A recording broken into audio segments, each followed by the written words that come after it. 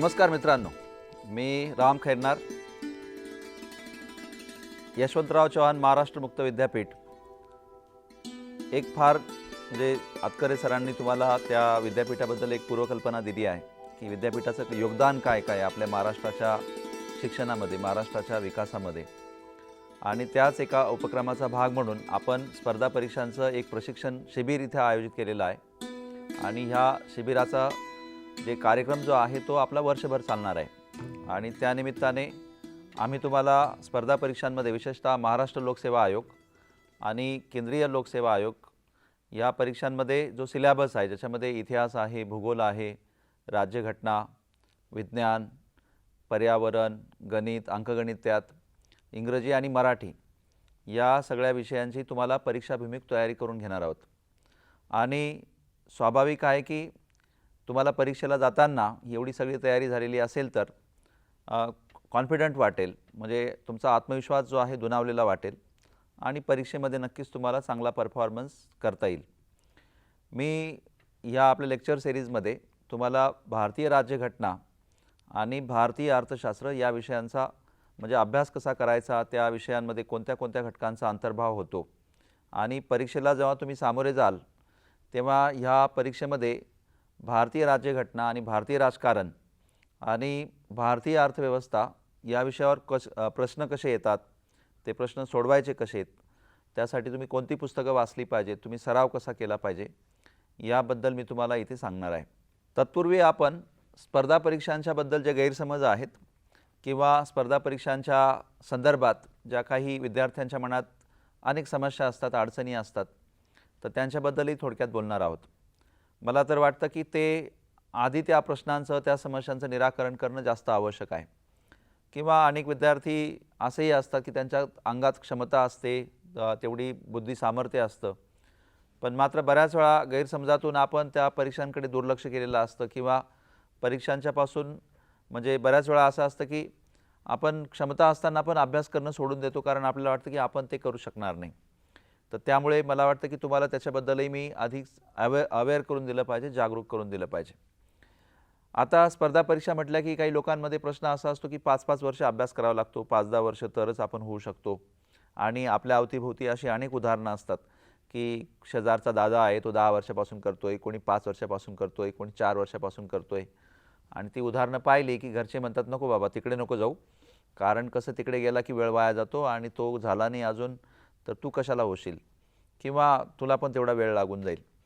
तर विद्यार्थी मित्रांनो, तुमच्या अवतीभोवती जेवढे दादा असतील, बापू असतील, आप्पा असतील किंवा मुन्ना असेल जे करत असतील तयारी, तर त्यांची जाऊ द्या. पण मला वाटतं की तुम्हाला एक निश्चित वेळ जर का तुम्ही दिला परीक्षेला, तर तेवढ्या वेळातच तुम्ही यशस्वी होऊ शकता त्या परीक्षांमध्ये. आम्ही गेल्या 10 वर्षांमध्ये एक अनुभव घेतला आहे की बरेच विद्यार्थी जेव्हा स्पर्धा परीक्षांचा अभ्यास करतात तेव्हा ते शास्त्रशुद्ध पद्धतीने तयारी करत नाहीत, नियोजन करत नाहीत आणि सातत्य नसतं त्यांच्या अभ्यासामध्ये, प्रामाणिकपणा नसतो. त्याच्यामुळे अंगामध्ये क्षमता असेल, हुशारी असेल किंवा शारीरिक क्षमता व्यवस्थित असेल, पण तरी पण ते विद्यार्थी यशस्वी होऊ शकले नाहीत.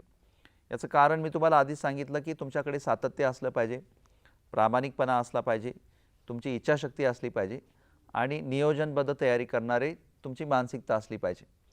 तुम्ही गेल्या काही वर्षांमध्ये पाहिलं असेल की म्हणजे यूट्यूबवर वगैरे बऱ्याचशा सक्सेस स्टोरी ऐकल्या असतील की 10वीला अतिशय सामान्य विद्यार्थी होता, 10वीला 2 वेळा नापास झाला होता, इंग्रजीत नापास झाला होता, तरी पण तो अधिकारी झाला. अशी उदाहरणं आपण ऐकली आहेत. मित्रांनो, त्या काही दंतकथा नाही आहेत, त्या अगदी खऱ्या कथा आहेत. आणि ते सामान्य बुद्धिमत्तेचे विद्यार्थी होते, पण तरी त्या विद्यार्थ्यांनी स्पर्धा परीक्षांमध्ये असामान्य यश संपादित केलेलं आहे. आणि त्यामध्ये काही त्यांनी खूप मोठं काबाड कष्ट केलेत किंवा त्यांनी खूप काही बुद्धिमत्ता आधी संपादित केली होती आणि नंतर परीक्षेला गेले होते आणि नंतर मग ते परीक्षेत यशस्वी झाले, असं काहीच नाही आहे. त्यांनी फक्त एकच केलं होतं, त्यांनी नियोजन केलं होतं. परीक्षेचं नियोजन केल्यामुळे आणि त्या नियोजनबद्ध कालावधीमध्ये त्यांनी परीक्षेचा अभ्यास केला होता. मागच्या वर्षांच्या प्रश्नपत्रिकांचा त्यांनी अभ्यास केला होता. परीक्षेमध्ये काय अभ्यासक्रम विचारला जातो त्या अभ्यासक्रमाला ते चिपकून राहिले होते. अभ्यासक्रमाच्या बाहेर त्यांनी दुसऱ्या कुठल्या गोष्टी केल्या नव्हत्या. आणि सगळ्यात महत्त्वाचं म्हणजे त्यांनी सातत्य ठेवलं होतं. असं नाही की परीक्षेचा अभ्यास करतोय, मध्येच मित्राचा वाढदिवस आला, वाढदिवसाला गेला, मध्येच कुठेतरी चुलत भावाचं लग्न आहे, लग्नाला गेला आणि परीक्षेचा अभ्यास जो आहे तो बाजूला ठेवून दिला, असं त्यांनी केलं नाही. आणि त्याच्यामुळे त्यांना कमी वेळामध्ये तो अभ्यास त्यांना पूर्ण करता आला. आणि जरी ते अकॅडमिक्समध्ये म्हणजे त्यांच्या शालेय जीवनामध्ये ते सर्वसामान्य विद्यार्थी होते, तरी पण मात्र त्या प्रामाणिकपणामुळे, सातत्यामुळे आणि नियोजनबद्ध अभ्यासामुळे त्यांनी असामान्यत्वातून म्हणजे असं समजा की सामान्यत्वातून असामान्यत्व प्राप्त केलं, म्हणजे यश संपादन केलं. तर तुम्हालासुद्धा ते स्पर्धा परीक्षांमध्ये यशस्वी होणं काहीच अवघड नाही आहे. मग आज मी तुम्हाला थोडक्यात ही गोष्ट सांगेन की तुम्हाला ज्या पण परीक्षा द्यायच्या असतील, मग ती अगदी तलाठ्याची परीक्षा द्यायची असेल, शिपायाची द्यायची असेल किंवा केंद्रीय पातळीवर होणारी जी UPSCची परीक्षा असते, म्हणजे IAS IPSसाठी होणारी जी केंद्रीय लोकसेवा आयोगाची किंवा UPSCची परीक्षा म्हणतो आपण, किंवा राज्य पातळीवर होणारी जी डेप्युटी कलेक्टर, DYSP, तहसीलदार या पदांसाठी जी परीक्षा होते किंवा कंबाईनच्या परीक्षा होतात, परीक्षा तुम्ही कोणत्याही द्या, पण मात्र जी परीक्षा द्यायची आहे त्या परीक्षेचा तुम्हाला अभ्यासक्रम माहिती असला पाहिजे. ही पहिली अट आहे. दुसरी अट म्हणजे तुम्ही मागच्या 4-5 वर्षांच्या त्या ज्या परीक्षा झालेल्या असतात त्या परीक्षेशी संबंधित, त्या पदाशी संबंधित, तर तुम्ही मागच्या 4-5 वर्षांच्या प्रश्नपत्रिका चांगल्या अभ्यासल्या पाहिजेत. जर मागच्या 4-5 वर्षांच्या प्रश्नपत्रिका व्यवस्थित अभ्यासलेल्या असल्या आणि जर का तुम्हाला तो अभ्यासक्रम चांगला माहिती असेल, तर तुमचा अभ्यास जो आहे तो अतिशय शास्त्रशुद्ध पद्धतीने होतो असं तुम्ही समजू शकतात. आणि सगळ्यात महत्त्वाचं म्हणजे सिलॅबस किंवा अभ्यासक्रम वाचण्याचा किंवा तो माहीत असण्याचा फायदा असा होतो की आपण भरकटल्यासारखं काही पण वाचत नाही. परीक्षेला जे येणारच नाही आहे त्याच्यावर आपला वेळ वाया जात नाही. आणि जे परीक्षेला येणार नाही आहे ते जर का आपण वाचलंच नाही, तर डोक्यामध्ये माहितीचा म्हणजे कुठेतरी खूप मोठा साठा होण्याचं काही कारण नाही आहे. जो आपल्या डोक्यामध्ये इतकी विनाकारण माहिती आपण भरून ठेवतो की जी माहिती परीक्षेला गरजेचीच नसते बिलकुलच. आणि त्यामुळे बऱ्याच वेळा आपल्याला विसरायला होतं किंवा आपल्याला ज्या परीक्षेच्या वेळेस काही प्रश्नांची उत्तरं जी आपल्याला आठवायला हवीत पण ती आठवत नाहीत, असं होऊन जातं. तर ते फक्त माहितीचा खूप मोठा तुम्ही विनाकारण साठा करून ठेवलेला असतो, त्याच्यामुळे होतं. तर तुम्ही जर का मागच्या वर्षांच्या प्रश्नपत्रिका, अभ्यासक्रम जर का यांचं चांगल्या पद्धतीने जर का वाचन केलेलं असेल 5-10 वेळा, किंबहुना मला असं वाटतं की तुम्ही तुमच्या नातेवाईकांशी जितकं फॅमिलियर असतात किंवा तुमच्या घरातल्या गोष्टींबद्दल तुम्ही जितकं फॅमिलियर असतात, तेवढं जर का तुम्ही तुमच्या अभ्यासक्रमाशी आणि मागच्या वर्षांच्या प्रश्नांशी फॅमिलियर असणार, तर तुम्ही बघा एखादं पुस्तक जर का अभ्यासाचं वाचायला घेतलं तुम्ही, मग तुम्ही ते इतिहासाचं घेणार, भूगोलाचं घेणार, राज्यघटनेचं घेणार किंवा अर्थशास्त्राचं घेणार, तर तुम्ही त्या पुस्तकातल्या फक्त त्याच गोष्टी तुम्हाला दिसतील ज्या गोष्टी परीक्षेला विचारल्या जातात. तुम्ही पण बाजारात जेव्हा गेलात आणि आईने किंवा वडिलांनी तुम्हाला बाजार करून आणायला सांगितलं, तर बाजारामध्ये तुम्हाला फक्त त्याच गोष्टी दिसतात ज्या गोष्टी तुमच्या घरात लागतात. आणि तुम्ही शक्यतो त्याच गोष्टी विकत घेतात ज्या गोष्टी घरात लागतात. उदाहरणार्थ घरात जर का कोणी कारले खाणारच नसेल, तर मला वाटतं तुमच्या भाजीपाल्याच्या बाजारामध्ये तुम्ही कारले खरेदी करणारच नाहीत. किंवा जर घरामध्ये जर समजा कोणी कांदे खाणार नसेल, तर तुम्ही कांदे घेणारच नाहीत बाजारातून. बाजारात तुम्हाला त्याच गोष्टी दिसतात ज्या तुम्हाला घरात लागतात. त्याच पद्धतीने तुम्ही जर का स्पर्धा परीक्षांमध्ये जर समजा इतिहासाचा अभ्यास करायचा असेल, तर इतिहास अभ्यासायचा म्हटल्यावर मग अगदी प्राचीन भारतापासून सगळ्या जगाचा अभ्यास करायचा का, सगळ्या जगाचा इतिहास अभ्यासायचा का, अगदी पश्चिम बंगालचा अभ्यास डिटेलमध्ये करायचा का, राजस्थानचा अभ्यास डिटेलमध्ये करायचा का, तर एवढं सगळं डिटेल्समध्ये करायचं काही कारण नाही आहे. तुम्ही काय केलं पाहिजे की मागच्या वर्षांच्या ज्या प्रश्नपत्रिका आहेत त्या प्रश्नपत्रिकांमध्ये इतिहास विषयावर कोणते कोणते प्रश्न विचारले गेलेत त्याचा एक थोडक्यात मागोवा घेतला पाहिजे. जर समजा 4-5 वर्षांच्या प्रश्नपत्रिका तुम्ही इतिहासाच्या किंवा भूगोलाच्या जर का पाहून घेतल्या, वाचल्यात, तर तुमच्या लक्षात येऊन जाईल की एखाद्या विशिष्ट टॉपिकवर किंवा विशिष्ट घटकावरच आयोगाकडनं वारंवार प्रश्न विचारले जातात. त्याच्याचमुळे तुम्हाला बरोबर जिथे प्रश्न विचारले जाणार आहात तिथेच तुमचं लक्ष जाईल. जिथे प्रश्न कधी विचारलाच जाणार नाही किंवा आतापर्यंत विचारला गेलेला नाही आहे, त्या ठिकाणी स्वाभाविकपणे तुमचं लक्ष कधी जाणार नाही. म्हणजेच तुमचा अभ्यास हा म्हणजे इफेक्टिवली आणि अतिशय तुमचं मन म्हणजे अटेंटिव्ह राहून तुम्हाला करता येईल. मी पाहिलं आहे बऱ्याच वेळा काय होतं आहे की मुलं 4 वेळा किंवा 5 वेळा पुस्तक वाचतात आणि मग नंतर म्हणतात की सर मला त्या पुस्तकातलं काहीच आठवत नाही, मी काय करू. आता त्याला जेव्हा आपण विचारलं की बाबा तू इतिहासाचं पुस्तक 4 वेळा वाचलं, मग तरीही तुला आठवत नाही, याचं कारण कदाचित असं असेल की तू ते पुस्तक का वाचायचं होतं हे उद्दिष्ट ठेवून वाचलंच नसेल. तर तो म्हणतो की सर असं कसं. मग त्याला जर आपण विचारलं की मागच्या वर्षांच्या प्रश्नपत्रिका इतिहासाच्या वाचल्या का, इतिहासाचा अभ्यासक्रम वाचला का, की कुठल्या परीक्षा म्हणजे कुठल्या प्रश्नांवर किंवा कुठल्या टॉपिकवर प्रश्न होतात, तर तो विद्यार्थी सरळ सांगतो की त्याने अभ्यासक्रम वाचलेला नाही, मागच्या वर्षांच्या प्रश्नपत्रिका वाचल्या नाहीत, किंवा तो म्हणताना फक्त एवढंच सांगतो 1-2 वेळा वाचलं होतं. आणि जो असो 1-2 वेळा वाचलं होतं असं म्हणतो, तो शक्यतो असा अर्धवटच वाचलेला असतो, हे निश्चित आहे. त्याच्यामुळे माझं तुम्हाला सगळ्यांना एकच संदेश आहे की की तुम्ही मागच्या वर्षांच्या प्रश्नपत्रिका तुम्ही अभ्यासा, मागच्या वर्षाचा अभ्यासक्रम अभ्यासा आणि ते तुम्ही 5-10 वेळा अभ्यासा. म्हणजे इतक्या वेळा, म्हणजे त्याला काही असा निश्चित आकडा नाही. जसं डॉक्टर सांगतात की सकाळ, संध्याकाळ, दुपार 6 गोळ्या घ्यायच्या, असं काही डॉक्टर जसं सांगतात तसं इथं काही फॉर्म्युला नाही आहे. सक्सेसचा कोणताच फॉर्म्युला नसतो अभ्यासक्रमामध्ये. म्हणजे कोणीतरी एखादा 8 तास दररोज अभ्यास करत असेल म्हणून तुम्ही 8 तास केलाच पाहिजे असं काही नाही. कारण प्रत्येक व्यक्तीची आकलन क्षमता ही वेगवेगळी असते.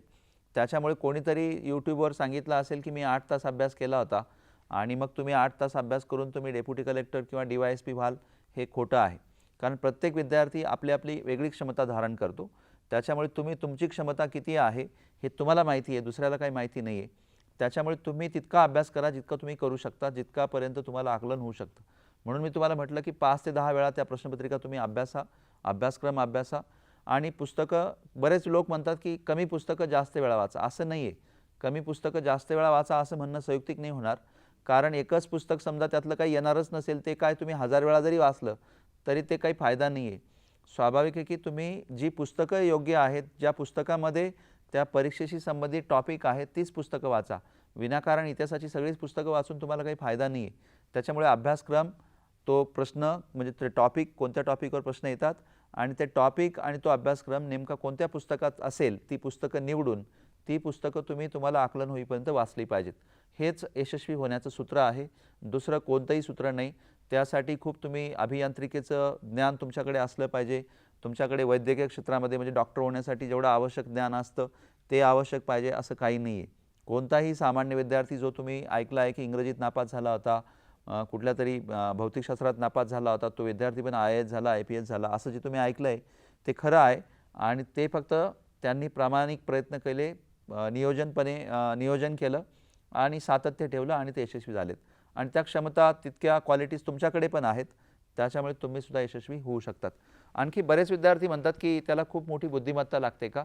मित्रांनो, बुद्धिमत्ता हा सुद्धा एक असाच एक गैरसमज आहे खूप मोठा. बुद्धिमत्ता अशी काही बदाम खाल्ल्याने, काजू खाल्ल्याने, शंखपुष्पी खाल्ल्याने किंवा बॉर्नव्हिटा वगैरे असं खाल्ल्याने काही बुद्धिमत्ता प्राप्त होत नाही. आम्ही पण आमच्या हायस्कूलला होतो. हायस्कूलला आम्ही म्हणजे पिठलं भाकरीच खायचो, लोणचं भाकरीच खायचो आणि आम्ही काही काजू किंवा बदाम जे आहे, मला तर पदवीपर्यंत काजू बदाम खाण्याची कधी संधी पण मिळाली नव्हती. त्याच्यामुळे मला वाटतं माझी बुद्धी जी आहे ती काही काजू बदामने वाढली असं काही नाही. आणि मला कधीच असं वाटलं नाही की आपली बुद्धी कमी आहे. अगदी हिरव्या मिरचीचा ठेचा खाऊन पण मला वाटलं की आपली बुद्धी चांगलीच आहे. मित्रांनो, आपली बुद्धी जी आहे ती बुद्धी कुठल्या खाण्याने, मटण खाण्याने, अंडी खाण्याने किंवा गावरान तूप खाल्ल्याने अशी काही वाढत नाही. तुमची बुद्धी ही तुमची समज असते. सगळी माणसं जन्माला येताना सारखीच बुद्धी घेऊन येतात. जर तसं राहिलं असतं तर मग मुकेश अंबानी, धीरूभाई अंबानी, टाटा बिर्ला यांनी सगळी बुद्धी विकत घेऊन टाकली असती. कारण त्यांनीच काजू बदाम खाल्ले असते आणि सगळे IAS IPS आपल्याकडे टाटा, अंबानी असेच दिसले असते. आता आपल्या जिल्हाधिकारी एखादा अंबानी राहिला असता, नाही तर टाटा राहिला असता, नाही तर गोदरेज राहिला असता. तसं काहीच नाही. मित्रांनो, बुद्धिमत्ता ही तुमची म्हणजे समजदारी असते. बुद्धिमत्ता ही तुमचं ऑब्झर्वेशन असतं. बुद्धिमत्ता हा तुम्ही अनुभवलेला प्रसंग असतो, तुम्ही घेतलेले अनुभव असतात. बुद्धिमत्ता असं दुसरं तिसरं काही नसतं. बुद्धिमत्ता हा तुमचा इंटरेस्ट असतो. कसं, चित्रपट बघायला गेलेत बाहुबली, तर सगळ्यांना चित्रपट सारखाच लक्षात राहिला. असं कसं आहे की चित्रपट सगळ्यांना सारखाच लक्षात राहतो आणि इतिहासाचं पुस्तक लक्षात राहत नाही? म्हणजे तुमचा मेंदू आयडेंटिफाय करतो का इतिहास नको मला फक्त बुद्धिमान असेल तरच इतिहास लक्षात राहील आणि बुद्धिमान नसेल तरी बाहुबली लक्षात राहील, असं कसं राहील? चित्रपट जर तुम्हाला सगळ्यांना सारखाच लक्षात राहतो, तुमच्या आवडीचे प्रसंग तुम्हाला सारखेच लक्षात राहतात, तर मग तुम्हाला अभ्यासाची पुस्तकंसुद्धा सारखीच लक्षात असायला पाहिजेत. त्यामुळे तुम्ही अभ्यासाच्या पुस्तकांकडे तणावग्रस्त पद्धतीने पाहतात, टेन्शन घेऊन पाहतात, म्हणून तुम्हाला लक्षात राहत नाही. कोणताही अभ्यास जर का तुम्ही मनोरंजक पद्धतीने केला, खेळकर पद्धतीने केला, तर अभ्यास किती जरी अवघड असला तरीसुद्धा तुमच्या तो लक्षात राहील. अभ्यास हा कुठल्याही औषधाने तुम्ही स्मरणात ठेवू शकत नाही, कुठल्याही बौद्धिक क्षमतेने तुम्ही लक्षात ठेवू शकत नाही. तुम्ही फक्त तो मनोरंजनात्मक पद्धतीने घेतला, तुमचा जर का त्याच्यामध्ये इंटरेस्ट चांगला असला तर कोणतीही अवघड गोष्ट तुम्हाला सहज स्मरणात राहू शकते. एवढं लक्षात ठेवा.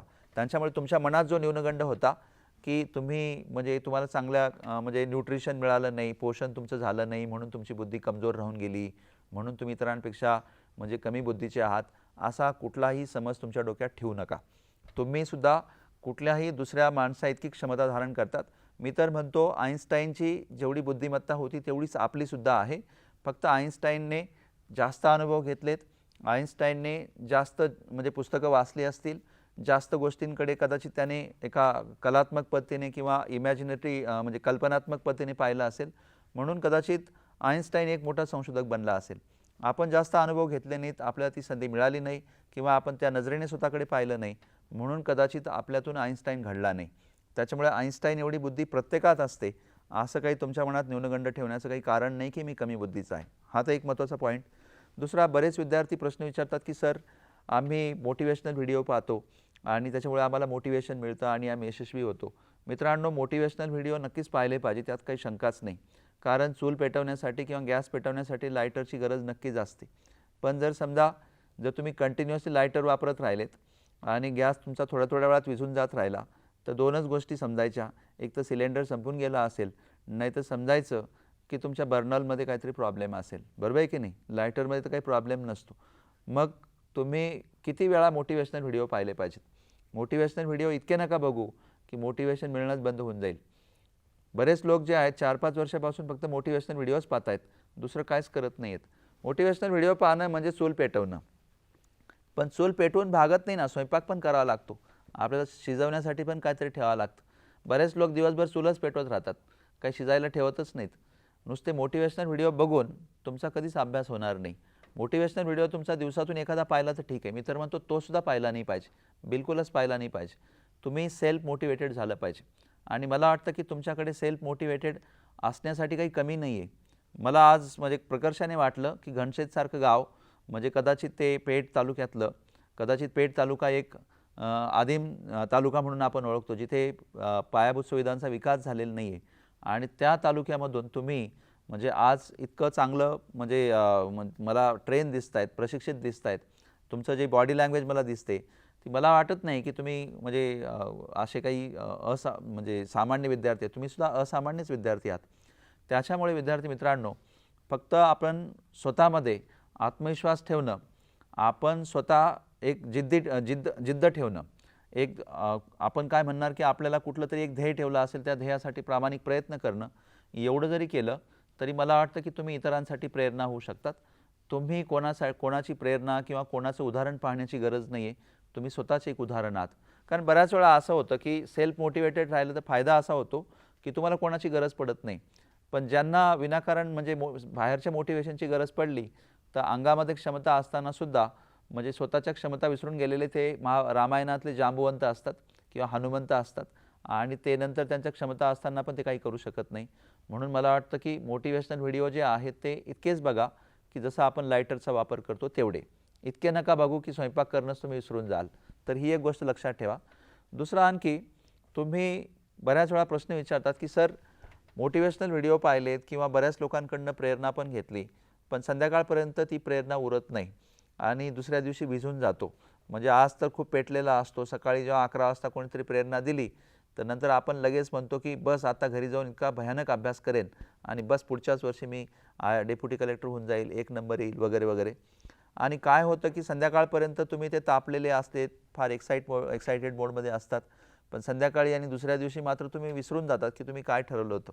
याचं कारण असं असतं की आपल्याकडे पिकांनासुद्धा शेडनेट करतात. पेशंट एखादं फार गंभीर असेल तर त्याला ICUमध्ये ठेवतात. ICUमध्ये ठेवण्याचं कारण काय असतं? त्याला बाहेरचं इन्फेक्शन होऊ नये म्हणून ठेवतात ना. शेडनेटमध्ये का ठेवतात? यासाठी ठेवतात की बाहेरची जी प्रदूषित हवा असेल, जे कुठून तरी पेस्ट किंवा इतर जे कीटक असतील त्यांचा पिकांवर प्रादुर्भाव होऊ नये म्हणून आपण पिकं वेगळी करून ठेवतो ना. स्वाभाविक आहे की जर पिकं म्हणजे बाहेरच्या किडींचा प्रादुर्भाव होऊ नये म्हणून जर का आपण शेडनेट लावून ठेवतो आणि पेशंटला जर का जास्त बाहेरचं इन्फेक्शन होऊ नये म्हणून जर का आपण त्याला ICUमध्ये ठेवतो, पण तुम्ही स्वतःची काळजी कधी घेतली होती? तुम्ही मोटिवेटेड होतात आणि तुम्ही नंतर तुमच्या कुठल्या तरी एखाद्या होपलेस मित्राबरोबर जाऊन थांबतात. म्हणजे स्वाभाविक आहे की तुम्ही मोटिवेटेड होऊन दुसऱ्या होपलेस वातावरणात गेलात की तुम्ही होपलेस झालाच म्हणून समजात. आम्ही एक गोष्ट शोधलेली आहे की इन द एंड आपण ॲव्हरेज होऊन जातो. ॲव्हरेज होऊन जातो म्हणजे तुम्ही ज्या लोकांबरोबर राहतात तुम्ही तसंच होऊन जातात. तुम्ही जर का फुटबॉल खेळायचा असेल आणि फुटबॉलमध्ये तुम्हाला करिअर करायचं असेल तर क्रिकेट खेळणाऱ्यांबरोबर राहून काय फायदा आहे? तुम्ही फुटबॉल खेळणाऱ्यांबरोबरच राहिलं पाहिजे. नाहीतर मग तुम्ही टार्गेट ठेवलं आहे क्रिकेट खेळायचं आणि फुटबॉल खेळणाऱ्यांबरोबर राहत आहेत, तर तुम्ही क्रिकेटमध्ये तुम्हाला फुटबॉल दिसायला लागेल आणि धड तुमचा क्रिकेट बी होणार नाही, फुटबॉल बी होणार नाही. त्याच्याचमुळे तुम्ही अशा मित्रांबरोबर राहिलं पाहिजे की ज्या मित्रांना तुमचंच ध्येय आहे किंवा तुमच्यासारखाच विचार करणारे ती मित्र आहेत. तुम्ही त्यांच्याबरोबर सतत राहिलं पाहिजे. तुमच्यापेक्षा मोठं ध्येय ज्यांचं आहे तुम्ही त्यांच्याबरोबर राहण्याचा प्रयत्न केला पाहिजे. कारण मला जर का उष्णता घ्यायची असेल तर मी उष्ण जागेवर जाणे जास्त गरजेचं आहे. मी शेकोटीजवळ जाऊन बसणं गरजेचं आहे. जर का मला ऊब हवी असेल तर स्वाभाविक आहे की तुम्हाला मोटिवेटेड व्हायचं असेल तर तुम्ही तुमच्यापेक्षा कोणीतरी जो मोटिवेटेड आहे तुम्ही त्याच्याकडे जाणं गरजेचं आहे. तुम्ही जर का तुमच्यापेक्षा कमी मोटिवेटेड माणसाकडे गेलात, तुमच्यापेक्षा कमी ध्येय असणाऱ्या माणसाकडे जर तुम्ही गेलात तर तुमचं ध्येय पण कमी होऊन जाईल. त्याच्याचमुळे तुम्ही मोठं ध्येय ठेवलं पाहिजे. मोठं ध्येय ठेवणाऱ्या लोकांबरोबर राहिलं पाहिजे तर तुम्ही 100% यशस्वी व्हाल. अदरवाईज मित्रांनो, यशस्वी होण्यासाठी असा काही फार मोठा अवघड फॉर्म्युला नाही पायथागोरससारखा. असा काही मोठा फॉर्म्युला नाही की जिथे इंजिनिअरिंगमध्ये तुम्हाला तो लागेल किंवा मेडिकलमध्ये तुम्हाला काहीतरी फार मोठी कुठल्यातरी नावं लक्षात ठेवायला लागतील, असं काहीच नाही. मी तर म्हणतो स्पर्धा परीक्षा एवढा सोपा अभ्यास कुठलाच नाही. कारण स्पर्धा परीक्षांचा अभ्यास हा सार्वजनिक जीवनाचा अभ्यास आहे. स्पर्धा परीक्षांचा अभ्यास म्हणजे सकाळी उठल्यापासून तर संध्याकाळी झोपेपर्यंत आपल्या दिवसभरातून ज्या गोष्टींचा सामना करावा लागतो त्याच गोष्टी समजून घेणं आहे. कारण सकाळी पिण्याची पाणी लागतं आपल्याला, घंटागाडी येते, स्वच्छतेचा प्रश्न येतो, अगदी सकाळी स्वयंपाक करण्यासाठी आपला गॅस पेटवावा लागतो, घरामध्ये ज्या इसेन्शियल्स असतात त्या इसेन्शियलपासून प्रश्न येतो, घरातून आपण निघालो कामावर जाण्यासाठी तर प्रवासाचा प्रश्न येतो, रस्त्यांचा प्रश्न येतो. स्वाभाविक आहे की ह्या सगळ्या गोष्टींचाच अभ्यास म्हणजे स्पर्धा परीक्षांचा अभ्यास आहे. स्पर्धा परीक्षांचा अभ्यास इतका सोपा अभ्यास आहे की मला वाटतं की त्याहून दुसरा सोपा अभ्यास असूच शकत नाही. त्याच्यामुळे तुम्ही स्पर्धा परीक्षांचा अभ्यास जर का मन लावून केला आणि तो जर का तुम्ही प्रॅक्टिकल पद्धतीने केला तर मला वाटतं तुम्हाला यशस्वी व्हायला कुठलीही अडचण येणार नाही. तर मला वाटतं एवढ्या गोष्टी तुम्ही लक्षात ठेवा बेसिक्समध्ये. अदरवाईज बाकीच्या सगळ्या गोष्टी ज्या आहेत त्या नंतर वेळोवेळी तुम्हाला मोटिवेशनल पॉईंटमध्ये सांगितल्या जातील. पण आता जो इथे आपला राज्यघटना आणि अर्थशास्त्र या विषयांबद्दल तुम्ही काय अभ्यासलं पाहिजे त्याच्याबद्दल मी तुम्हाला थोडक्यात सांगतो. भारताची राज्यघटना हा एक अतिशय महत्त्वाचा टॉपिक आहे आपल्याला अभ्यासाला. आणि भारताची राज्यघटना तुम्हाला अगदी शिपायाच्या परीक्षेपासून, पोलीस भरतीच्या परीक्षेपासून तर आपल्या कलेक्टरच्या परीक्षेपर्यंत म्हणजे IAS IPSच्या परीक्षेपर्यंत तुम्हाला राज्यघटना प्रत्येक परीक्षेला विचारली जाते. तुम्हाला मुलाखतीला गेला तर तुम्हाला राज्यघटनेबद्दल प्रश्न येतात. व्यक्तिगत जीवनामध्ये तुम्हाला राज्यघटना माहिती असली तर व्यक्तिगत जीवन जगणं जास्त सुलभ होतं. उदाहरणार्थ तुमचे मूलभूत अधिकार तुम्हाला माहिती असलेत, तुम्हाला तुमची मूलभूत कर्तव्ये माहिती असलीत तर स्वाभाविकपणे तुम्ही एक चांगला नागरिक म्हणून देशाचा विकसित होऊ शकतात, प्रस्थापित होऊ शकतात. आणि मला वाटतं की भारतातला प्रत्येक माणूस जर का भारताची राज्यघटना अगदी 5% जरी समजून घेईल, 5% जरी त्याने आत्मसात केली आणि त्याप्रमाणे त्याने आचरण ठेवलं तर कदाचित भारत शक्तिशाली देश होण्यास वेळ लागणार नाही. फक्त आपल्या देशामध्ये राज्यघटना अभ्यासली जाते अकॅडेमिक्समध्ये, पण मात्र एकदा का मार्क मिळाले, पेपर झाले की नंतर आपण ते विसरून जातो. नागरिकशास्त्र कधीतरी अभ्यासलं होतं ते पण विसरून जातो. मला वाटतं की स्पर्धा परीक्षांमध्ये जेव्हा तुम्ही राज्यघटना अभ्यासतात कदाचित परीक्षेला ती विचारली जाईल किंवा न विचारली जाईल, पण मात्र तुमच्या व्यक्तिगत जीवनामध्ये तुम्हाला तिचा दररोज उपयोग होईल. त्या दृष्टिकोनातून जर तुम्ही राज्यघटना अभ्यासली तर बिलकुल अवघड जाणार नाही. आणि आणखी एक महत्त्वाचा प्रश्न बरेच विद्यार्थी मला विचारतात की मग सर स्पर्धा परीक्षा अभ्यासायच्या तर राज्यघटना अभ्यासायची तर मग सगळे 395 जे अनुच्छेद आहेत म्हणजे कलम ते अभ्यासायचे का? 12 परिशिष्ट असतील ती तोंडपाठ ठेवायची का? आता 104 घटनादुरुस्ती झालेल्या आहेत त्या घटनादुरुस्ती तुम्ही लक्षात ठेवायच्या का? मित्रांनो, तुम्हाला काही घटनेचा पंडित व्हायचं नाही आहे. घटनेचा पंडित घटनातज्ञांना होऊ द्या, कदाचित आम्हाला होऊ द्या, कारण आम्हाला शिकवायचं आहे. तुम्ही स्पर्धा परीक्षा करतायत तर तुम्हाला कोणत्याही विषयाचा तज्ज्ञ व्हायचं नाही आहे. म्हणून मी तुम्हाला सुरुवातीलाच म्हटलं होतं की तुम्ही फक्त तेवढ्याच गोष्टींवर तुमचा फोकस ठेवला पाहिजे ज्या गोष्टींवर आयोग म्हणजे महाराष्ट्र लोकसेवा आयोग असेल किंवा केंद्रीय लोकसेवा आयोग असेल प्रश्न विचारतं. आणि मग त्या फोकस कुठे असला पाहिजे तुमचा अभ्यासाचा, म्हणून मी तुम्हाला म्हटलं की मागच्या वर्षांच्या प्रश्नपत्रिका वाचा, तो सिलेबस वाचा, म्हणजे तुमचा फोकस बरोबर तेवढाच राहील. मित्रांनो बघा, एकदा तुम्ही डेप्युटी कलेक्टर झालात, IAS झालात, तहसीलदार झालात, नंतर तुम्हाला भरपूर वेळ मिळेल राज्यघटनेचा अभ्यासक व्हायला. नंतर वाटल्यास तुम्ही आंबेडकर आणि एवढे गाढे अभ्यासक नंतरही होऊ शकतात. आत्ता आंबेडकर होण्याचा प्रयत्न करू नका. आत्ता फक्त तुमचा प्रयत्न एकच व्हायला पाहिजे, परीक्षार्थी असलं पाहिजे. परीक्षेला जेवढं आवश्यक असतं तेवढीच राज्यघटना अभ्यासली पाहिजे. मग तुम्ही जर का मागच्या वर्षांच्या प्रश्नपत्रिका पाहिल्यात तर तुमच्या लक्षात येईल की तुम्हाला 395 अनुच्छेद लक्षात ठेवायची काहीच गरज नाही आहे. मी तुम्हाला सांगतो गेल्या 10 वर्षामध्ये जेवढेही परीक्षेमध्ये प्रश्न विचारले गेले असतील आत्तापर्यंत मोजून 40 ते 50 अनुच्छेदांनाच फक्त विचारलं गेलेलं आहे. बाकीचे अनुच्छेद विचारलेच गेलेले नाही आहेत. तुम्हाला जर मागचे त्या सगळ्या प्रश्नपत्रिका पाहिल्यात तर तुमच्या लक्षात येऊन जाईल की तुम्हाला फक्त तेवढेच अनुच्छेद लक्षात ठेवायचे आहेत. 395 अनुच्छेद लक्षात ठेवायची बिलकुलच गरज नाही. घटनादुरुस्ती पण जर तुम्ही पाहिल्यात, आत्तापर्यंत भले 104 घटनादुरुस्ती झाल्या असतील, पण प्रश्न जे येतात वारंवार ते फक्त 10 ते 12च घटनादुरुस्तींवर येतात. बाकीच्या घटनादुरुस्तीवर प्रश्न येतच नाहीत. मग तुम्हाला हे कळलं पाहिजे की कोणत्या घटनादुरुस्तीवर प्रश्न येतात. तुम्ही फक्त तेवढ्याच घटनादुरुस्ती लक्षात ठेवायच्या. सगळ्या घटनादुरुस्ती लक्षात ठेवायची काही गरजच नाही आहे. त्याचबरोबर तुम्ही जर पाहिलं, परिशिष्ट जे आहेत 12 परिशिष्ट राज्यघटनेमध्ये आहेत, पण मात्र फक्त 3 ते 4च परिशिष्टांवर कायम प्रश्न विचारले जातात. तुम्हाला हे कळलं पाहिजे की कोणत्या परिशिष्टावर प्रश्न विचारले जातात. तुम्ही फक्त त्याच परिशिष्टांचा जास्त करून अभ्यास केला पाहिजे, त्यांच्यावर फोकस ठेवला पाहिजे. तुमचा अभ्यास मी तुम्हाला सांगतो, 40% राज्यघटना अभ्यासली तुम्ही तरीसुद्धा तुम्ही परीक्षेमध्ये अतिशय चांगल्या प्रकारे गुण मिळवू शकतात. किंबहुना मी तर म्हणेन की परीक्षेमध्ये राज्यघटना या विषयावर विचारल्या जाणाऱ्या प्रश्नांपैकी 90 ते 95% प्रश्न तुम्हाला जमतील, जर तुम्ही असं सिस्टमॅटिक तुमचा अभ्यास केला तर. तर मी तुम्हाला राज्यघटनेच्या संदर्भात हेच सांगेन की घटनादुरुस्ती सगळ्या अभ्यासू नका, अनुच्छेद सगळे पाठांतर करण्याचा प्रयत्न करू नका, किंवा ज्या परिशिष्ट आहेत त्या सगळ्या परिशिष्टांनाही पाठांतर करण्याचा प्रयत्न करू नका.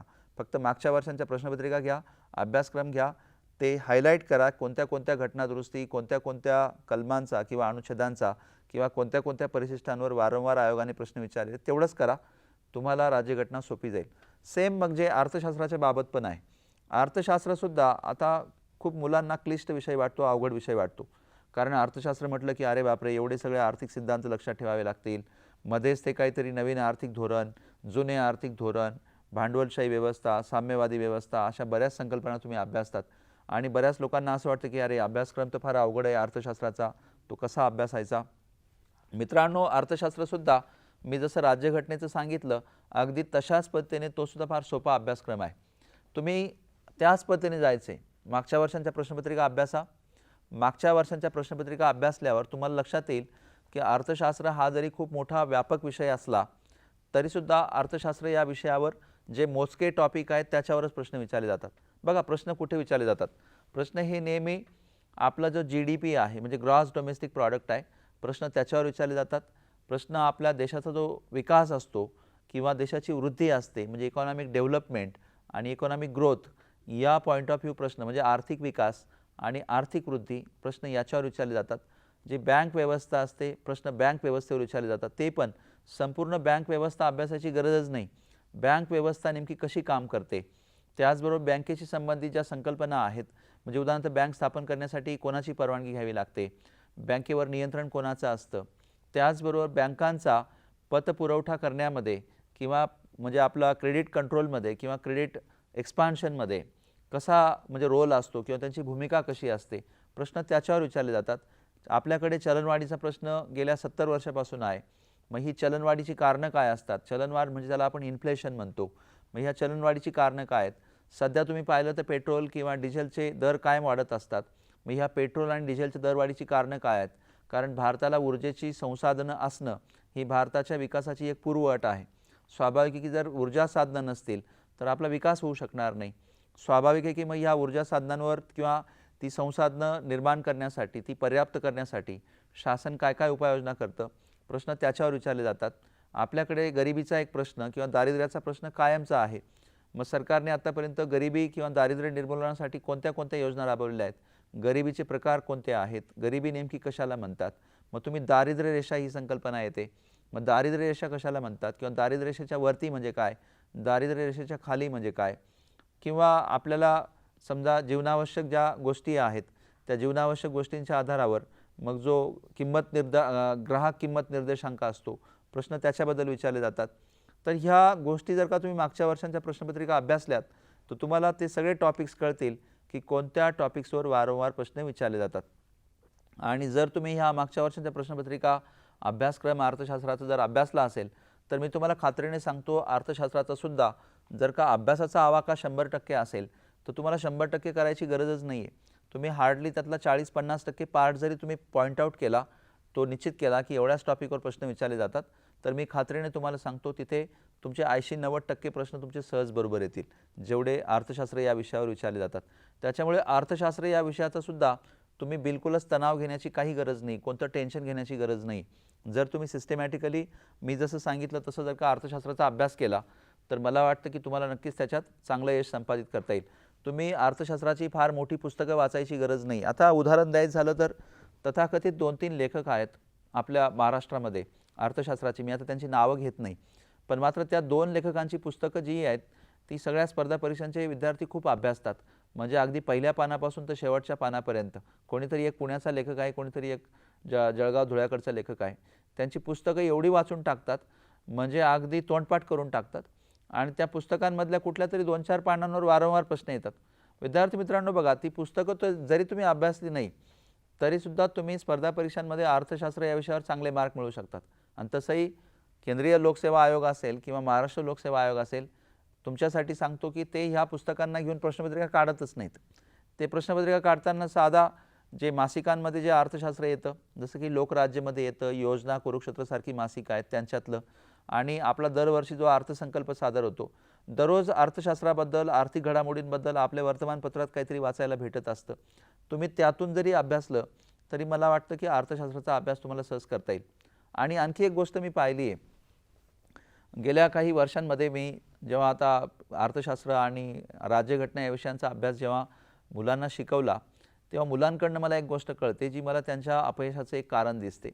ते काय करतात की आयोग जो आहे, आयोग काय करतो, एखाद्या वर्षी म्हणजे उदाहरणार्थ 1968 मध्ये भारतात चलनवाढीचा दर किती होता असा एक प्रश्न विचारला आणि त्याच्यामध्ये पर्याय टाकून दिलेत की विद्यार्थी काय करतो, 1968चा चलनवाढीचा दर विचारला होता, अरे बापरे 1968चा चलनवाढीचा दर विचारला, मग तो उद्या 1969चा पण विचारतील, 1998चा पण विचारतील, 95चा पण विचारतील, 2022चा पण विचारतील, 21चा पण विचारतील.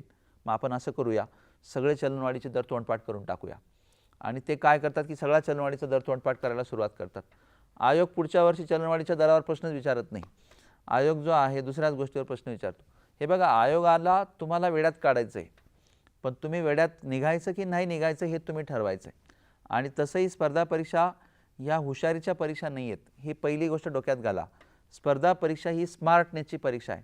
स्मार्ट असणं आणि हुशार असणं वेगळी गोष्ट आहे. स्मार्ट व्यक्ती ही हुशाराला कामाला लावू शकते आणि हुशार जो आहे स्मार्टचा नोकर बनू शकतो.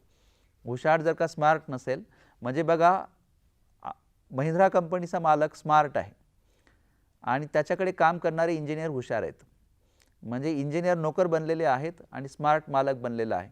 या देशात सगळे स्मार्ट नेते बनलेले आहेत आणि मालक बनलेले आहेत आणि सगळे हुशार हे जे आहेत हे कामगार बनलेले आहेत. कारण हुशार माणूस हा फक्त रिसोर्स असतो, तो मालक नसतो. स्पर्धा परीक्षांमधून तुम्हाला हुशार नाही व्हायचं आहे, स्पर्धा परीक्षांमधून तुम्हाला स्मार्ट व्हायचं आहे. त्याच्यामुळे आयोगाने जर का असा एखादा प्रश्न विचारला असेल, तो समजायचा तो तुम्हाला वेळात काढण्यासाठी विचारलेला आहे. त्या प्रश्नाकडे ढुंकूनही बघायचं नाही. आणि तसंही तुम्ही 100 पैकी 100 प्रश्न सोडवायचेच नसतात, तुम्हाला किती 70% प्रश्न सोडवायचे असतात. त्याच्यामुळे 5 ते 10 प्रश्न तुम्ही असं समजायचं की ते आपण देवाला दिलेत, त्यांच्याकडे लक्षच द्यायचं नसतं. कारण ते प्रश्न आयोगाने मुद्दाम तुमचा वेळ तुम्हाला घालवण्यासाठी, तुम्हाला गुंतवून ठेवण्यासाठी आणि तुमची दिशाभूल करण्यासाठी ते प्रश्न आयोगाने टाकलेले असतात. त्या प्रश्नांची उत्तरं तुम्हाला योगायोगाने आली तर ठीक आहे, नाही आली तर सोडून द्यायचं, ते प्रश्न अटेम्प्ट नाही करायचे. कारण तसंही तुम्ही फक्त 60% प्रश्न जर बरोबर अटेम्प्ट केलेत तर तुम्ही परीक्षेमध्ये यशस्वी होऊ शकतात. जर निगेटिव्ह मार्किंग तुम्ही टाळली तर, म्हणजे जर 60% जरी प्रश्न, कारण तुम्ही बघा स्पर्धा परीक्षांमध्ये आतापर्यंत यशस्वी होणाऱ्या विद्यार्थ्यांचे जर का स्कोअर पाहिलेत तर तुम्ही तिथं विद्यार्थ्यांना जास्तीत जास्त 60% मार्क ज्याला मिळालेले आहेत ते टॉपर होतात. जास्तीत जास्त UPSCला तर 55 ते 56% मार्क ज्यांना मिळतात ते टॉपर होतात देशाचे. म्हणजे तिथे असं डिस्टिंक्शन किंवा फर्स्ट क्लास वगैरे असं काही नसतं, हे तर तुम्हाला सगळ्यांना माहिती आहे. त्याच्यामुळे स्पर्धा परीक्षांचा अभ्यास हा स्मार्ट होण्याचा अभ्यास आहे, हा हुशार होण्याचा अभ्यास नाही आहे. म्हणून तुम्ही कोणत्याही विषयामध्ये हुशार नका होऊ, तुम्ही कोणत्याही विषयामध्ये स्मार्ट व्हा. जर तुम्ही प्रत्येक विषयामध्ये स्मार्ट होण्याचा प्रयत्न केला तर मला वाटतं तुम्हाला कुठलाही कष्ट न घेता अगदी फक्त सिस्टमॅटिक वेने, जर तुम्ही प्लॅन वेने प्रामाणिकपणे तयारी केली तर मला वाटतं तुम्हाला 100% यशस्वी होता येऊ शकतं. तुम्ही कुठल्याही शाखेतून आलेले असणार, तुम्ही विज्ञान शाखेतून या, तुम्ही कॉमर्स शाखेतून या, तुम्ही अगदी काय म्हणता येईल की वैद्यकीय शाखेतून या, कृषी अभियांत्रिकीमधून या, तुम्ही सगळे लोक सारखेच असतात. इथे कोणीही असा नाही की जो BSc झालेला आहे त्याला डेप्युटी कलेक्टर करा, BA झालेला आहे त्याला तहसीलदार करा, असं काही नसतं. BA झालेला तुमचा बॉस असेल आणि तुम्ही BSc झालेले जे आहेत त्याचे नोकर असणार. स्पर्धा परीक्षांची हीच जादू आहे. त्याच्यामुळे स्पर्धा परीक्षांमध्ये अभ्यासू नाही व्हायचं आहे, स्पर्धा परीक्षांमध्ये स्मार्ट व्हायचं आहे, प्लॅनिंग कशी करायची, रिसोर्स मॅनेज कसा करायचा हे व्हायचं आहे. त्याच्यामुळे मला वाटतं की तुम्हाला सुद्धा यशस्वी होता येईल. आणि आणखी एक गोष्ट, वर्तमानपत्र आपण जेव्हा वाचतो तर बरेच विद्यार्थी जे आहेत वर्तमानपत्र वाचताना ते काय करतात की अगदी पहिल्या पानापासून तर शेवटच्या पानापर्यंत अख्ख्या बातम्या वाचून टाकतात. म्हणजे अगदी महाराष्ट्र टाइम्स सुरुवात केली तर शेवटी डायरेक्ट हे वर्तमानपत्र यांनी इथे छापून आणि इथे प्रकाशित केले, इथेच ते थांबतात आणि वरून सांगतात पूर्ण पेपर वाचून टाकला, म्हणजे छोट्या जाहिरातीसुद्धा वाचून टाकल्यात इथपर्यंत सांगतात. मित्रांनो, हे तर असं झालं की तुम्हाला घरच्यांनी बाजार करायला पाठवलं आणि अख्खा बाजार घेऊन आलेत करून. म्हणजे अगदी बाजारामध्ये तुम्ही त्यांनी विकायला जर समजा झाडू ठेवलेले असतील ते पण घेऊन आले सगळे झाडू, किंवा जिथे तुम्हाला काही कामाच्याच नव्हत्या त्या गोष्टी पण तुम्ही घेऊन आलेत, तर घरचे काय म्हणतील तुम्हाला, चांगला बाजार करून आणला असं म्हणणार का? असं तर नक्कीच म्हणणार नाही. स्वाभाविक की पेपर हा बाजार आहे. पेपर वर्तमानपत्रामध्ये सगळ्यांसाठी सगळं असतं, म्हणजे तिथे सट्टा खेळणाऱ्यांसाठी सुद्धा असतं. जे लोक जे आहेत ज्यांचा पोल्ट्री फार्म असतो त्यांच्यासाठी पण असतं, आज चिकनचा भाव काय होता. ज्यांना भाजीपाला विकायचा असतो, ज्यांना कांदे विकायचे असतात, आज कांदे काय भाव होते, ते बाजारात ते भाव पाहतील. तुम्ही कांदेच लावलेले नाही तर कांद्यांचे भाव कशाला पाहतात? तुम्ही जर सट्टा खेळतच नाही तर ते मटक्याचे आकडे कशाला पाहतात? ते काही पाहण्याची गरजच नाही. लॉटरीचं तिकीट कधी काढतच नाही तर लॉटरीचे नंबर पाहण्याची गरज काय तुम्हाला? स्वाभाविक आहे की तुम्ही स्पर्धा परीक्षा करतायत तर तुम्ही वर्तमानपत्रामध्ये त्याच बातम्यांना वाचलं पाहिजे ज्या बातम्या स्पर्धा परीक्षांसाठी अनिवार्य आहेत किंवा ज्यांच्यावर तुम्हाला प्रश्न विचारले जाऊ शकतात. आता इथे पण मग मोठा प्रश्न हाच पडतो बऱ्याच विद्यार्थी मित्रांना, सर मग ते सगळं खरं आहे पण मग वर्तमानपत्रातलं काय वाचायचं, कसं सांगणार? स्वाभाविक हा प्रश्न तुमच्याही मनात पडला असेल, होय ना? तर मग आता स्वाभाविक आहे की स्पर्धा परीक्षांमध्ये काय वाचायचं? मी जर रोज येऊन तुमच्याकडे असं मार्किंग करून दिली, हां ही बातमी वाचा, ती बातमी वाचा, तर किती दिवस मी तुम्हाला मार्किंग करून देणार? आणि मी कोण पंडित येऊन गेलो त्या क्षेत्रातला की बरोबरच मार्किंग करून दिली असं? त्याचं काही खरं नाही आहे. स्वाभाविक आहे की हे सुद्धा तुम्हीच ठरवलं पाहिजे की वर्तमानपत्रातलं काय विचारलं जाईल. आणि मग हे तुम्हाला केव्हा कळेल? हे तुम्ही जर का मागील वर्षांच्या प्रश्नपत्रिका वाचलेल्या असणार तर तुम्हाला बरोबर लक्षात येईल की US ओपनवर प्रश्न येतो, विम्बल्डनवर येतो, आता आपल्या टोकियो ऑलिम्पिक चालू आहेत, प्रश्न ऑलिम्पिकवर नक्कीच येऊ शकतो, कारण खेळांच्या ज्या महत्त्वाच्या स्पर्धा आहेत त्यांच्यावर एक प्रश्न कायम असतो. भारतरत्न पुरस्कारावर प्रश्न येतो, दादासाहेब फाळके पुरस्कारावर प्रश्न येतो, आपल्या कुसुमाग्रज पुरस्कारावर प्रश्न येतो, महाराष्ट्र भूषण पुरस्कारावर प्रश्न येतो किंवा ज्ञानपीठ पुरस्कारावर प्रश्न येतो. मग हे पुरस्कार वर्तमानपत्रात आले त्याच्यावर तुमचा फोकस असला पाहिजे. आपण कुठल्या मिसाईलची टेस्टिंग केली, आता समजा रिसेंट टाइम्समध्ये आपण समजा काही मिसाईलची टेस्टिंग केली असेल, आपण काही उपग्रह समजा अवकाशात सोडले असतील, प्रश्न त्याच्याबद्दल विचारले जातात. रिसेंट टाइम्समध्ये भारत सरकारने, राज्य सरकारने ज्या योजना सुरू केल्या असतील, आता आपल्याकडे कोविडच्याबद्दल समजा की लसीकरणाची म्हणजे मोहीम चालते, मग आपल्याकडे कोविशिल्ड नावाची लस आहे, कोवॅक्सिन नावाची लस आहे, मग या लसींचं उत्पादन कोण करतं, त्या लसी नेमक्या काय असतात, याबद्दलच तुम्हाला प्रश्न विचारले जातात. स्वाभाविक की वर्तमानपत्रामध्ये ह्या गोष्टी जेव्हा जेव्हा तुम्हाला दिसतील त्या गोष्टींबद्दल तुम्ही प्रश्न विचारले पाहिजेत किंवा स्वतःला तुम्ही म्हणजे अलर्ट केलं पाहिजे की अरे इथे प्रश्न विचारला जाऊ शकतो, कारण मागच्या काही वर्षांमध्ये अशा टॉपिकवर प्रश्न विचारले गेलेले आहेत. तर तुम्ही वर्तमानपत्रामध्ये काय वाचायचं हे जेव्हा तुम्हाला कळून घ्यायचं असेल, मागच्या वर्षांच्या प्रश्नपत्रिका पाहिल्या पाहिजे, तिथे चालू घडामोडींवर कोणते प्रश्न विचारले होते, म्हणजे तुम्ही अलर्ट व्हाल, अरे याच्यावर मागच्या वेळेस प्रश्न आला होता US ओपनवर, मग तुम्हाला US ओपन दिसतंय, मागच्या वेळेस विम्बल्डनवर प्रश्न आला होता, तुम्ही विम्बल्डनची स्पर्धा पाहिली, तुम्हाला लगेच लक्षात येतं की आपण हे वाचलं पाहिजे कारण काही दिवसापूर्वी प्रश्न विचारला गेला होता. किंवा समजा एखाद्या महत्त्वाच्या सामाजिक कार्यकर्त्याचं निधन झालं असेल, सामाजिक कार्यकर्त्याला एखादा पुरस्कार मिळाला असेल किंवा त्या सामाजिक कार्यकर्त्यांनी कुठली तरी एखादी योगदान दिलं असेल समाजासाठी, अशा गोष्टींसाठी जर मागे प्रश्न आलेला असेल एखाद्या परीक्षेमध्ये तर तुम्ही अलर्ट होऊन त्या ठिकाणी त्या घटकांकडे वर्तमानपत्रात पाहू शकतात. जसं तुम्हाला माहिती आहे की तुम्ही कुठेतरी फिरताना आईने तुम्हाला एखादी गोष्ट सांगितलेली होती, ती गोष्ट दिसली तर ती गोष्ट लगेच तुम्ही सावधतेने घेतात. म्हणजे सेम मग त्याच पद्धतीने तुम्ही काय केलं पाहिजे की वर्तमानपत्रांमध्ये काय वाचायचं हे पाहण्यासाठी मागच्या वर्षांच्या प्रश्नपत्रिका अभ्यासल्या पाहिजे. आणि आणखी एक महत्त्वाची गोष्ट सांगून देतो, वर्तमानपत्र मी सुरुवातीलाच म्हटलं की सगळ्यांसाठी असतात, तुम्ही सगळी बातमी वाचायची गरज नसते. आणि विशेषतः तुम्ही घरी घाण घेऊन येत नाही, बरोबर आहे ना? घरी घाण आणतो कधी आपण, खराब गोष्टी आणतो, सडलेल्या गोष्टी आणतो, नाही आणत. निगेटिव्ह बातम्या आपण वाचतो म्हणजे आपण आपल्या डोक्यात स्वतःहून घाण घालून घेतो. आपण निगेटिव्ह अपघाताच्या बातम्या वाचतो, हाणामारीच्या बातम्या वाचतो, दरोड्याच्या बातम्या वाचतो, कधी कुठल्या परीक्षेमध्ये असं आलं होतं का की कोणत्या ठिकाणी अपघात घडला होता, 10 लोक मेले होते, अमक्या अमक्या ठिकाणी एक महान दरोडा पडला होता, कुठे ऐकलं होतं का तुम्ही परीक्षेमध्ये? असं परीक्षेमध्ये कधीच विचारलं जात नाही. स्वाभाविक की त्या बातम्या कधीच वाचायच्या नाहीत. त्या बातम्या त्या लोकांना वाचू द्या ज्यांना कट्ट्यावर कायम बसायचं असतं, कारण त्यांना कट्ट्यावर त्याच चर्चा करायच्या असतात. त्याच्यामुळे तुम्ही अपघाताच्या, दरोड्याच्या, हाणामारीच्या अशा कुठल्याही नकारात्मक बातम्या वाचू नका, कारण त्या बातम्या वाचल्याने तुमचा वेळही जातो आणि सगळ्यात महत्त्वाचं, परीक्षेला अनावश्यक माहिती गरजेची नसताना तुमच्या डोक्यात जाते आणि माहिती बेसुमार डोक्यात गेली तर मग आठवायला अवघड होतं. म्हणून बिनकामाच्या गोष्टी कधीच वाचू नका. वर्तमानपत्र वाचताना शेवटापासून सुरुवात करा. पहिलं पान शेवटी वाचा, कारण शेवटावरच्या बातम्या चांगल्या बातम्या असतात, सकारात्मक बातम्या असतात, कारण त्या अचिव्हमेंटच्या बातम्या असतात. त्याच्यामुळे सुरुवात शेवटापासून करा. तर असं हे वर्तमानपत्रांची तुम्ही तयारी करू शकतात. आणि दररोज एखादं मोटिवेशनल बुक वाचा, एखादं बुक वाचण्याची सवय ठेवा. मोटिवेशनल बुक सकाळपासून संध्याकाळपर्यंत नका वाचू, कारण आपण दिवसभर बॉर्नव्हिटा नाही खात, आपण दिवसभर च्यवनप्राश नाही खात, आपण एकच चम्मच खाऊन घेतो, बरोबर आहे की नाही? मग इथं तर आपण दिवसभर जर मोटिवेशनल पुस्तक वाचत बसलो तर अभ्यासाचं पुस्तक वाचायचं कधी?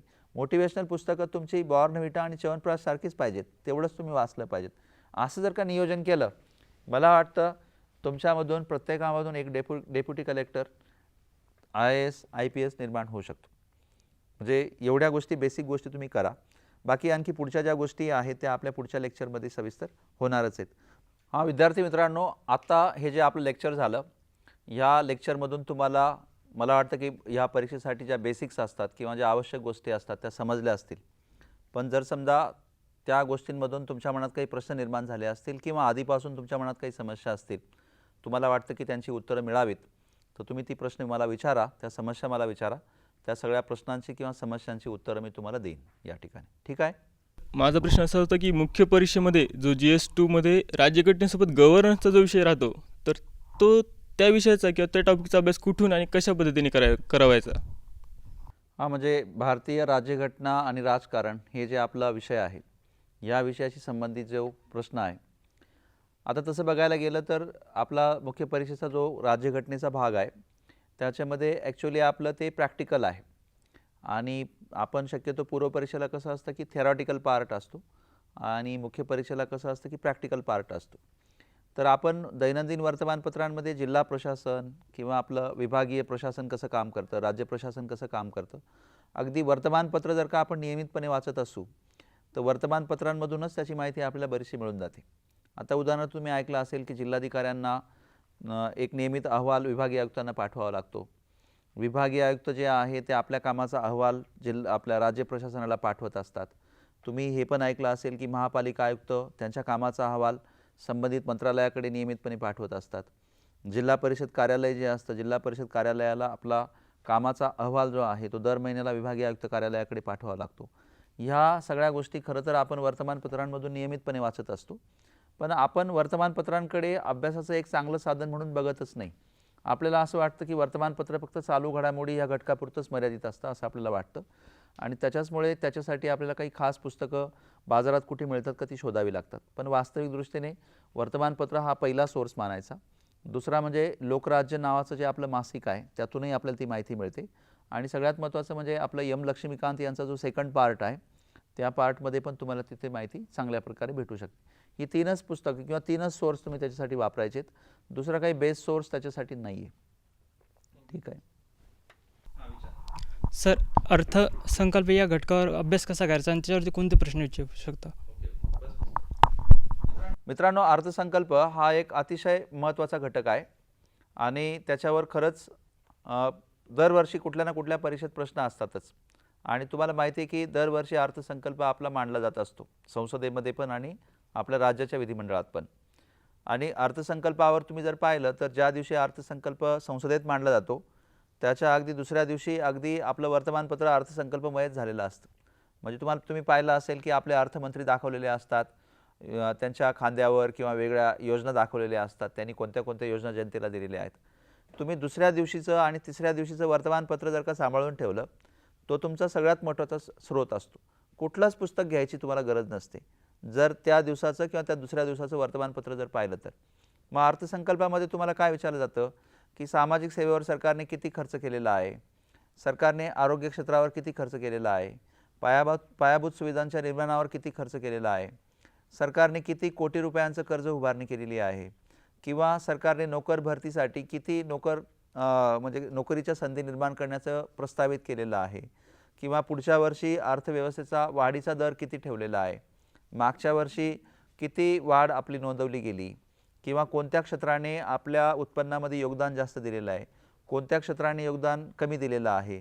जसं की प्राथमिक क्षेत्राचं योगदान, द्वितीय क्षेत्राचं योगदान, तृतीय क्षेत्राचं योगदान किंवा चतुर्थ क्षेत्राचं योगदान. मग स्वाभाविक की आपलं जबाबदारी ही बनते की प्राथमिक क्षेत्र म्हणजे नेमकं कोणतं, द्वितीय क्षेत्र म्हणजे कोणतं, तृतीय क्षेत्र म्हणजे कोणतं. तर या संदर्भात तुम्हाला प्रश्न येतात, तर ती तुम्ही तशी तयारी केली पाहिजे. त्याच्यामुळे तुम्ही खूप मोठी पुस्तकं वारंवार अभ्यासाची गरज नाही आहे. तुम्ही ते वर्तमानपत्र ज्या दिवशी तो अर्थसंकल्प मांडला जाईल, दुसऱ्या दिवसाचं आणि तिसऱ्या दिवसाचं, ते तुम्ही आवर्जून तुमच्या संग्रही ठेवलं पाहिजे. जर तसं केलं तर तुम्हाला आवर्जून मला वाटतं की कुठल्या पुस्तकाची गरज पडणार नाही.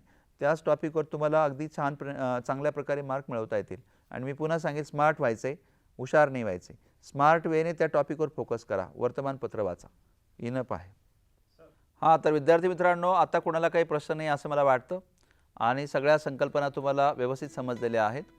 आपली लेक्चर सिरीज तशी कंटिन्यू राहणार आहे, पण मात्र पुढच्या अभ्यासासाठी तुम्ही उत्साही राहण्यासाठी मी तुम्हाला भरपूर शुभेच्छा देतो. कारण सध्याचं वातावरण पाहता कोविड आता कमी होतो आहे आणि कोविड कमी होत असताना मला वाटतं की उत्साह पण आपल्या अंगातला वाढतो आहे.